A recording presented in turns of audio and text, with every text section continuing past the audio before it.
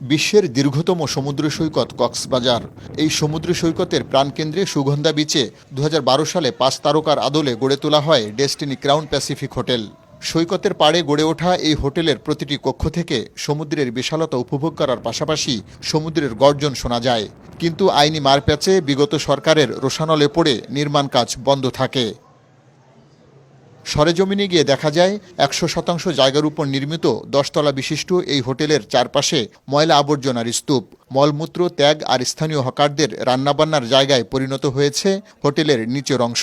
কয়েকটি কক্ষ প্রভাবশালী মহল ব্যবসায়িক কাজে ব্যবহার করছে। একদম আসে না পুলিশ এখানে আসলেও ওইখানে নিচের থেকে গুড়ি গাড়ি চলে যায়, বস এতটুকু। আমার সাথে দেখাশোনা কোনোদিন কথাবার্তা হয় নাই।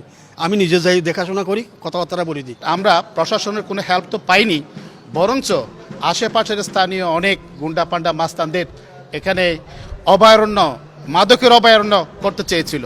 আমরা আশা করতে পারি আমাদের এই একটি হোটেল থেকেই মাসে প্রায় 10 কোটি টাকার উপরে আমাদের আর্ন করা সম্ভব, এবং যেটা দিয়ে আমাদের যে সকল বিনিয়োগকারী রয়েছে তাদের টাকাগুলো অনায়াসে আমরা ফিরে দিতে পারি লভ্যাংশ সহ।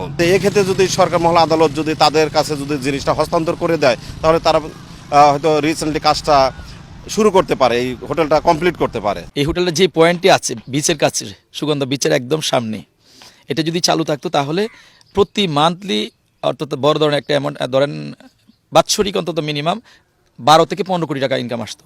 তাহলে এই 12 বছরে 120 কোটি বা 150 কোটি টাকা এই হোটেল থেকে আর্ন হইতো। ডেস্টিনি গ্রুপের আরেক দীর্ঘশ্বাসের নাম বেস্ট এভিয়েশন লিমিটেড। অন্যান্য প্রতিষ্ঠানের মতো 2012 সাল থেকেই এই কোম্পানির একটি বিমানের উড্ডয়ন বন্ধ।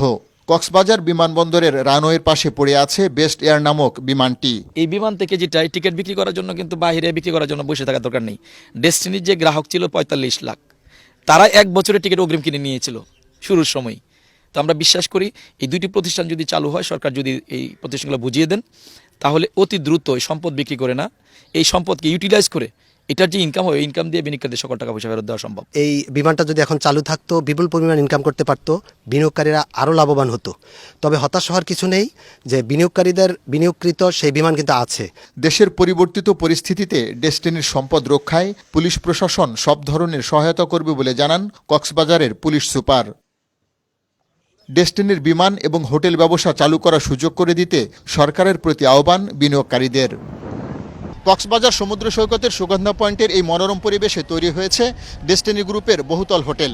পরিকল্পনা অনুযায়ী এই হোটেলের নির্মাণ কাজ শেষ হলে এখানে বেড়াতে আসা পর্যটকদের কাছে এই হোটেলের ব্যাপক চাহিদা থাকবে বলে মনে করছেন স্থানীয়রা। পার্থ রহমান, বৈশাখী সংবাদ, সুগন্ধা পয়েন্ট, কক্সবাজার।